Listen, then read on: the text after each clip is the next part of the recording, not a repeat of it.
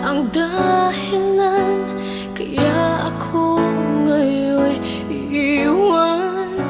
Siya ba ang dahilan kaya di mo na ako kailangan?